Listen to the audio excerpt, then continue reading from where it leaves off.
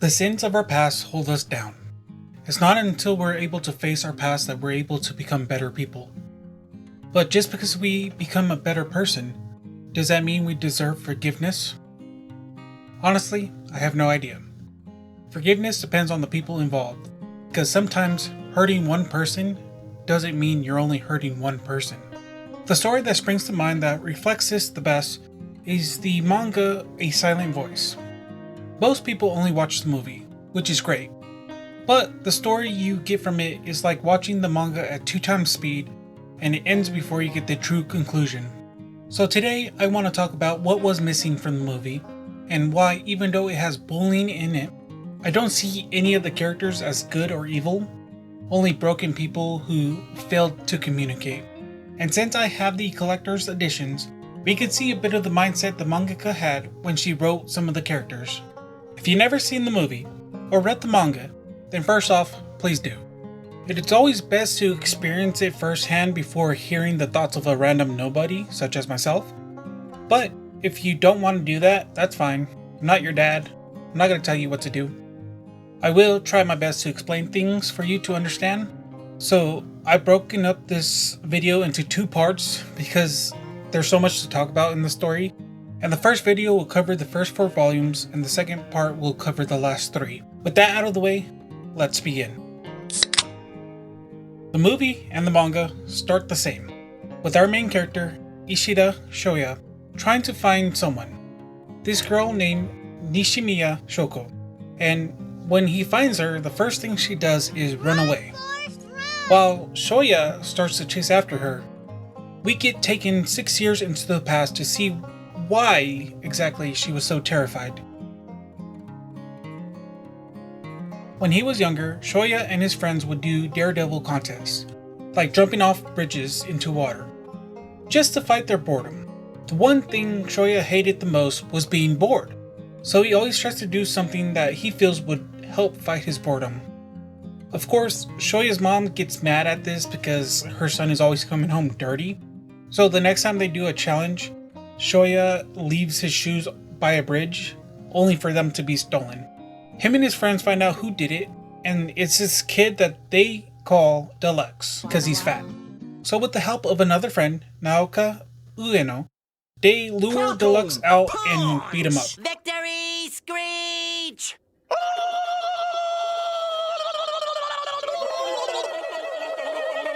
But what they didn't know at the time was that Deluxe had an older brother, who happened to be dating Shoya's older sister. So when he sees him, Shoya approaches him to talk, only to get wrecked. So yeah, that guy is no longer the sister's boyfriend. Instead, now we get this new guy. His name is Pedro, and he says he will be protecting Shoya. I just love how the sister went out of her way to find the most jacked guy in Japan to protect her brother. Life seems good for him right now. But as life goes on, things change. One of his friends says he has to go to cram school now to focus on his studies, and the other states that the challenges are getting too dangerous, stating facts like jumping into water at 50 feet is the same thing as jumping onto concrete. You know, useless stuff that definitely didn't foreshadow something to come in the future. He soon starts to get very bored in life because his friends are growing up faster than he is. But one day a new transfer student arrives in class, and her name is Nishimiya Shoko, and she is death. She is death. And our boy Shoya doesn't fully understand what it means for someone to be death. So the first thing he does is shout out, "What a weirdo." Luckily, the teacher is smart. He's like, "You know what, Miss Nishimiya? I'm gonna sit you in front of the kid who literally just called you a weirdo. I'm sure it'll be fine." Shoya starts to mess with Shoko as a way to cure his boredom, and to see if she really is human or some kind of alien. It's important to remember that he is just a kid who's never seen a disabled person before. He doesn't get that sometimes people are born without full functionality.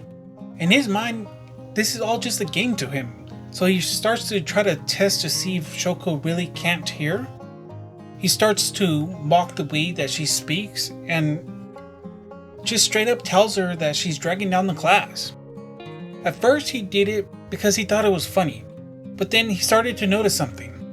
No matter what he did, Shoko never got mad. So he wanted to push her to the limit.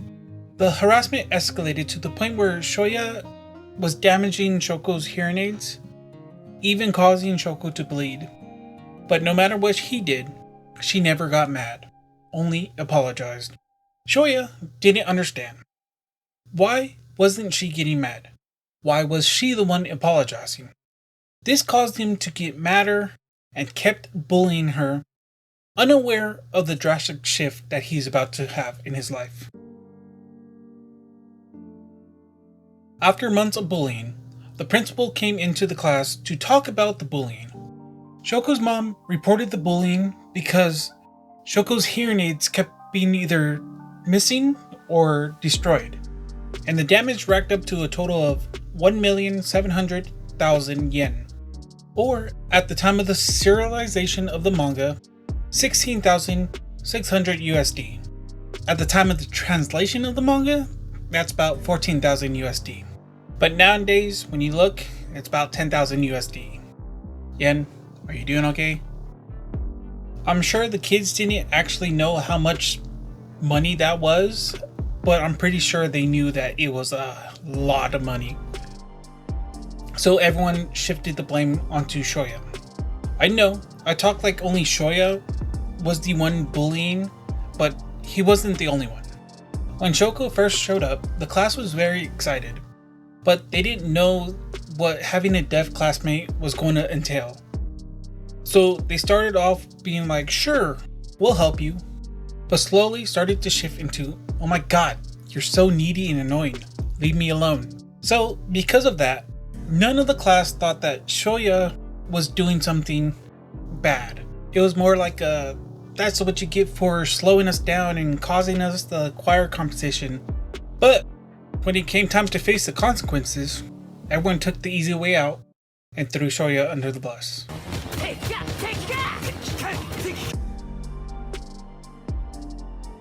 Shoya became the new target of the bullying. Shoya's mom had to pay back all the money for the hearing aids. And while doing so, she ended up experiencing some of the pain that her son caused Shoko. Now, it's not confirmed whether Shoko's mom pulled off Shoya's mom's earring, or if she did it herself as a way to apologize. But from what I could see from Shoko's mom in the future, yeah, I think she did it. Shoya lost all his friends. Even his best friends turned into his bullies.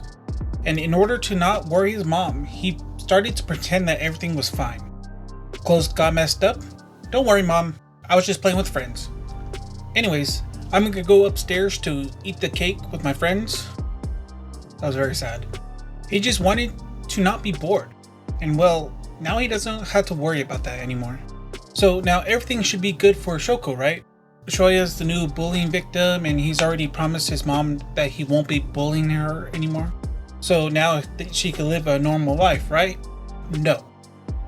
Let's talk about Shoya's friend, Ueno. We briefly talked about her earlier. She likes Shoya. So when she saw him bullying Shoko, she started to as well. In fact, she's the reason Shoya found out about the hearing aids. Even though Shoya stopped with his bullying, Ueno continued with hers, because she blamed Shoko for telling on Shoya. But what makes hers worse is the fact that she started to avoid and bully Shoya as well. Like, what the heck? That makes no sense. But Ueno wasn't the only one who continued with the bullying. Well, it was more of like verbal harassment. When Shoya finds Shoko's communication notebook, he sees that the other kids were writing nasty things to her because they were tired of having to help her. So now, instead of getting rid of all the bullying, we now have 2 bullying victims. But at least now Shoya and Shoko could understand each other, right? Wrong again. Shoya tries to fight back against the bullying because he hates it. But what he hates the most is the fact that for the life of him, he could not understand why Shoko never fights back. Why she always chooses to apologize and help him even though he bullied her. So Shoya yells at her and kicks her to demand her to show him what she truly feels, to which she finally does. Shoko breaks. Her true feelings finally burst out. "I'm doing the best I can," is what she tries to tell Shoya, but Shoya still cannot understand it, which leads to a big fight. There's punching, there's shoving, there's biting. For the first time, we get to see Shoko give a slight smile. They were able to communicate, not with words, but with fists. And what they knew each other were saying was, "I hate you." Shoko transferred out a month later, and Shoya found out the truth. Even though he bullied her, even after they fought, Shoko still took the time to wipe off Shoya's desk every morning, making him unaware of how much the class really hated him. It is then that Shoya knew how much of a fool he was. After listening to Shoya's and Shoko's past, I ask you, would you forgive him? If you were in Shoko's shoes, would you ever try to talk to him again? What would it take for you to forgive him? While you think on that, I want to talk to you about a person who acted the worst out of all of them, Mr. Takeuchi. Sure, Shoya was the bully of the story, but a part of that is because he's an ignorant child who doesn't fully understand the ramifications of his actions. Mr. Takeuchi, on the other hand, you can't say the same about him. You can't say he didn't know. In the first 5 minutes of Shoko being there, Shoya called her a weirdo. Seeing that, he still puts Shoko in front of Shoya. Shoya then starts to interrupt the class to mess with Shoko, and all Mr. Takeuchi says is that we're in the middle of class, stop it. Sure, you could chalk it up to kids being kids, but multiple times he had to talk to Shoya about what he's doing and why it's bad. But not once did he think that it's probably best to separate the two. The only time he acted was when he forced the class to focus the blame on Shoya, to get the investigation over with, because he couldn't be bothered. But it's not his inaction that bothers me so much. It's the reason why he didn't do anything. In the official manga, it only states that he understands why Shoya felt the way he did, but doesn't elaborate on what he means by that. But the mangaka did make 2 one-shots about the manga before the manga got officially serialized. And in them, we get to see more of Takeuchi's mindset. This dude did not like the fact that they had a slow down class for Shoko. How she wanted to ask questions, but she needed time to write down the questions, and that's just wasting a lot of time in his eyes. He saw her as a nuisance. In fact, while walking with her, he states as much. Not knowing that Shoko understood what he just said. And when you see him again in the future, he actually tells us what he truly felt. I know that a lot of people think that it's either Ueno or Miki who was the worst character in the manga. But in my mind, without a shadow of a doubt, it has to be Mr. Takeuchi. This guy irritates me because at least Ueno and Miki try to fix himself, but he never does. He never took any shred of accountability for the past, and he sees himself and the class as a victim to an unavoidable circumstance. And since I mentioned her name, let's talk about her. Because although I don't hate her, I don't like her either. And later in the story, she becomes the root to a lot of the problems that happen. But I don't think she's doing it on purpose. This girl's just very selfish. That girl is Kawaii Miki. She's so concerned with her own image, she doesn't bother to help unless it makes her look good. Like when she watched Shoya write nasty things on the chalkboard about Shoko, then watched him leave and then come back pretending like he was there to help. She never said anything or did anything to stop him. Hell, she could have been the one to erase the board, but she didn't. She just let Shoko walk in and find it. She was a part of the gossip group with Ueno and said stuff like, "I know what you mean, I know, right?" But when it came time to talk about who was bullying Shoko, this girl had the audacity to say that none of the girls in the class did anything wrong. It was all Shoya's fault. And when Shoya tries to call her out on her BS, she starts to play victim. Then later you see her smile when she sees Shoya get beaten up and thrown into the fountain. She never once stopped the bullying, even though she's supposed to be the class rep. Maybe my view of class reps are warped because of manga and animes, but every time you see one of them, it's usually the class rep trying to stop the bad kids from doing bad things. But no, she always needs to be the victim. And that mentality only brought trouble. The last characters that were involved that turned their backs on Shoya were his best friends at the time, Kisuke and Kazuki. At first, they did the things that Shoya was doing, but since they weren't the ones who started it, it was their excuse to why they weren't to blame. They started to bully Shoya because they apparently don't like bullies now. They tried to make Shoya jump off a third floor balcony, and when he refused, they beat him up. When everyone moved on to middle school, they purposely isolated Shoya by letting everyone know that he was a bully. And when Shoya tried to fit in and buy like a limited edition CD, they responded by saying that they're gonna quit listening to the band because of him. And by the looks of it, they never stopped writing nasty things on Shoya's desk. So while still calling Shoya a bully, they were still actively bullying him. Most likely for years, until Shoya went to a different high school than them. Time moves forward, whether we wanted to or not. And before we know it, 5 years has passed since the bullying. And our bully, turned bullying victim of a protagonist, is ready to set forth his plan. Finally pay back all the money he cost his mom. Find Shoko, not to apologize, but to finally communicate with her. Then find the tallest bridge and do his final daredevil challenge. But things didn't go according to plan. Rather than using his fist to talk, like he did in the past, he's now using his hands in a different way to talk. Instead of jumping off the tallest bridge, he ended up jumping off the smaller bridge to make sure Shoko was okay. In these simple ways we see that Shoya has changed. Not only did he comfort Shoko in an attempt to right his wrongs, he also faced Shoko's mom and apologized for the trouble he caused her daughter. To which the mom just slaps him, and rightfully so.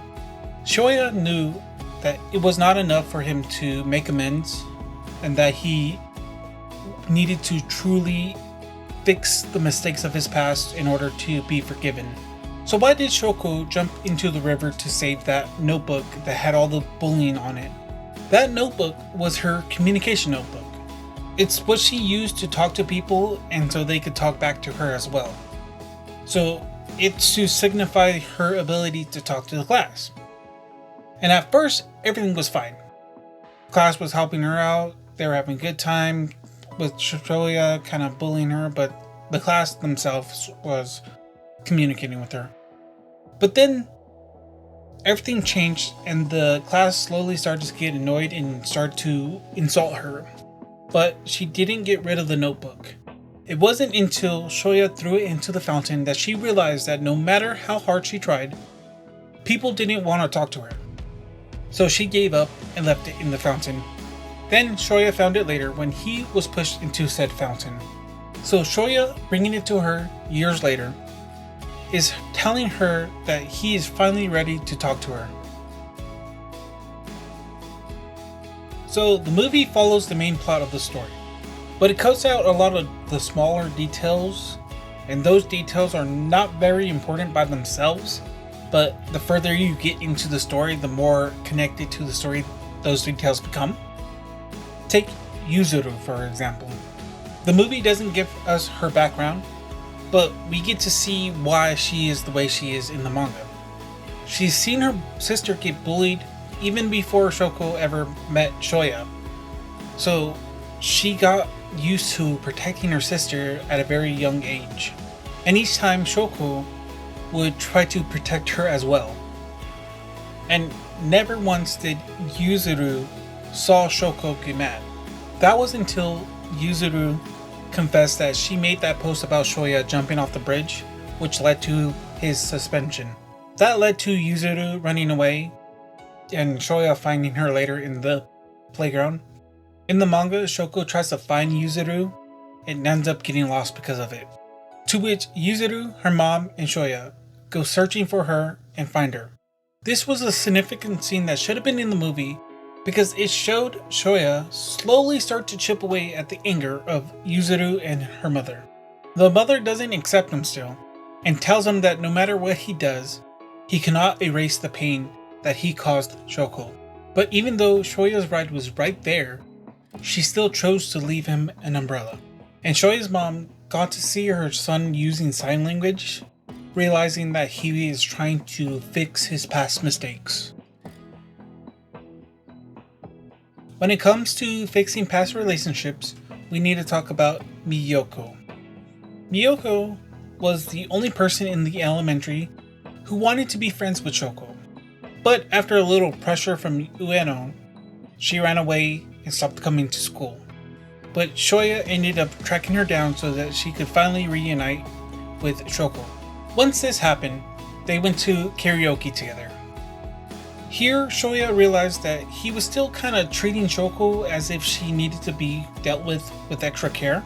After seeing that Shoko just wants to be treated like a normal person, he starts to be able to cut loose and have fun. Afterwards, Shoya decides that it's probably best to tell Miyoko about what happened after she stopped coming to school. To which, even though she was a little angry, she decided that if Shoko was going to smile, so will she. And it's not clear if she was angry at the fact that Shoya was bullying Shoko or the fact that she ran away and wasn't there to help Shoko when she needed her. Either way, they both decided it was best to move forward. But she wasn't the only one who was brought back into Shoko's life. Miki and Ueno started to show up again. But before I talk about the trash, let me talk about the outsiders that they meet in high school. Tomohiro and Satoshi. They don't know what happened in the past, but they each have a different reason why they want to be friends with Shoya. For Tomohiro, it's because Shoya saved him from being robbed of his bike. But for Satoshi, he wants to get to know the person who so boldly jumped off a bridge. Why?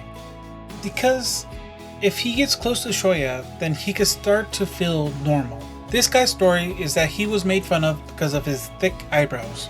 Ever since, he has hated bullies, and whenever he sees bullying happen, he stops it no matter what. Kids are using one kid as a pack mule, not on his watch. Teacher calls the deaf girl pitiful, he uses Flash. One day, he saw the kids who bullied him again, and finds out that they're actually going to be having a kid, and something switched in his mind. In an instant, he went from I hate these people to I want to be their baby's teacher in the future. So now he sees himself as some kind of weirdo for having the switch. He's not a bad guy, even though I think he has a pretty creepy looking face. But at the very least, he got Miki to call herself Scum, even though she didn't realize it. Speaking of Miki, she's back and so is Ueno. Both are still not that great of people, with Miki still being selfish, and it's worse now because she's now in love. So now she is trying to seem even more like a good girl and is willing to do whatever it takes to get people to love her. As for Ueno, she doesn't hide her hatred for Shoko, because Shoko and Shoya are slowly becoming closer to one another. She tries to put a message in a cat plushie thing for Shoya to tell him her feelings, but Tomohiro and Shoya end up mixing it up. So Tomohiro thought it was for him, and oh man, she did not like that. But to make things worse, she sees that Shoko has the cat plushie now, and Shoya tells her that he's the one that gave it to her, and that made her flip. Because think about it. The thing she tries to express her feelings with to the guy that she likes is now in the hands of the girl that she hates because of the said guy. Ueno is the only person in the story who is trying to make things go back to the way it was, but everyone else is trying desperately to move on from it. She, at the very least, tries to talk to Shoko, but they still can't really communicate with each other. and things happen. Things start to play out the same as the movie. They want to go to the amusement park. Ueno tries to have Shoya and Kazuki become friends again, but it fails pretty badly. I mean, of course it did. The dude terrorized Shoya for years after the initial bullying incident, but she wanted Shoya to be the first person to approach him? Like, girl, did you pay attention to what happened in the past? The reason it worked for Shoya and Shoko to become friends is because Shoya, the bully, approached Shoko, the victim, looking to make things right. It wasn't gonna work if Shoya, the victim, approaches Kazuki, the bully, because Shoya didn't have anything that he did wrong. Or at least to Kazuki, that he needed to fix. And Shoya already tried to become friends with Gen, but Kazuki didn't want that. The dude walked away from him. Shoya tells Ueno that how is she going to try to force him and Kazuki to make up if she can't even make up with Shoko. So she decides to talk to Shoko on the Ferris wheel. It didn't go well because Ueno thought that they both had a mutual understanding of hatred. You hate me, I hate you, but when Shoko told her no, I don't hate you, I hate myself, she slaps her, stating that self-hatred doesn't make her special, and how Shoko isn't even trying to understand her. But I think it's Ueno who doesn't understand. When people do bad things to us, sometimes we can't bring yourself to hate the person. Sometimes we think, if I did something different, maybe things would have been better. In Shoko's case, she probably thinks that if I didn't have the hearing problem, people wouldn't hate her. She pretty much hates herself for not being able to hear and for not being able to change that, because how could you? And at the end, in an attempt to make Shoko feel better, Shoya starts to compliment her nonstop, and Shoko decides that in the end, she still wants to be friends with Ueno. So she wrote a letter for her in hopes to try to understand each other better. The Nishimiya family consists of 4 people. You got Shoko, Yuzuru, their mother, and their grandmother. The mother is hard on her kids because she feels like she needs to pee. Her husband divorced her when he learned of Shoko's disability. He blames the mother for it, but she states that he gave her an illness that caused it. So who knows? And the husband's parents was no help. These people weren't even the best of people.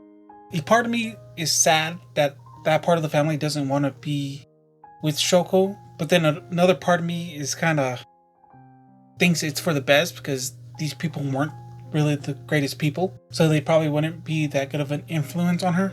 Shoko's mom decides that she was going to raise Shoko without their help, and soon after she finds out that she's pregnant again. It sucks that the movie doesn't show this, but by far the best character is Granny. Shoko's mom is quickly losing hope and doesn't know what she's going to do now that she has another baby coming, but Granny steps up. Baby on the way? That's great news. That means we have more people to the family. We're doing good. You need to go to work? Don't worry, I'll watch the kids. I'll learn sign language, it'll be fine. I won't run, not from my daughter and not from my grandchildren. Granny basically took over the role of the mother, while the mom took over the role of the father. That's why she's so tough and stubborn. All the mother wants is for Shoko to have a normal life, to believe that she could have a normal life. After Shoko was being bullied at her previous school before meeting Shoya, the mother thought that it would probably be best for her to cut her hair short in order for people to think that she was more of a boy and wouldn't mess with her. But Shoko wanted the girly one, and Yuzuru ended up taking the short one as a way to protect her sister. When Shoko started to get bullied by Shoya, she wanted to wait to see if Shoko would be able to stand up for herself, but she never did. So they ended up transferring her out. She struggled to raise her daughters because she wanted them to be treated as normal. She didn't want them to believe that they needed others to help them. She wanted them to know that they were capable by themselves. But then one night, Granny passed away. What's crazy about Granny is that she knew her time was up. She held on until she knew her grandchildren were doing fine.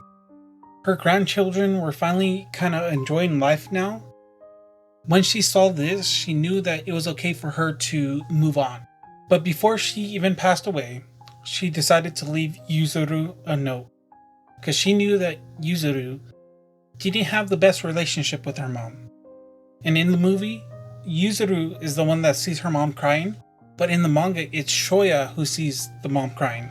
So Yuzuru in the manga has the belief that her mom has no heart or emotions. And when she runs into Shoya at the funeral, she just says, "Oh, I see," and then walks away. But if we go back to the letter, Yuzuru is too scared to read it, so Shoya does it for her. And it basically tells Yuzuru what her mother was thinking and trying to do when raising them. That she should not blame her mother because she's also trying to be strong herself. Yuzuru doesn't really understand it and gets mad and storms off, leaving Shoya to give the letter to the mother. And to Shoya's surprise, the mother thanks her for being friends with Yuzuru.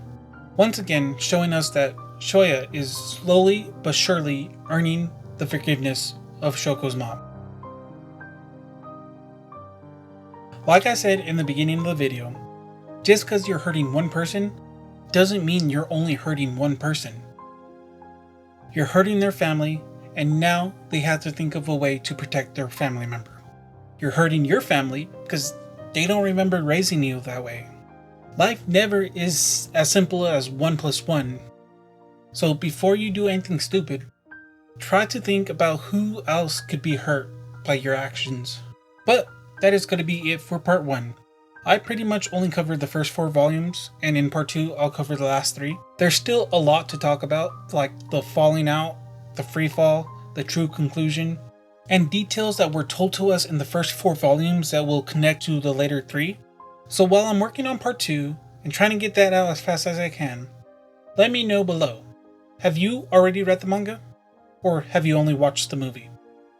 Was there any detail you wish they kept in the movie? And if you only watched the movie, was there any detail that you were surprised about? Let me know. Anyways, thank you for watching. Have a great day. Goodbye.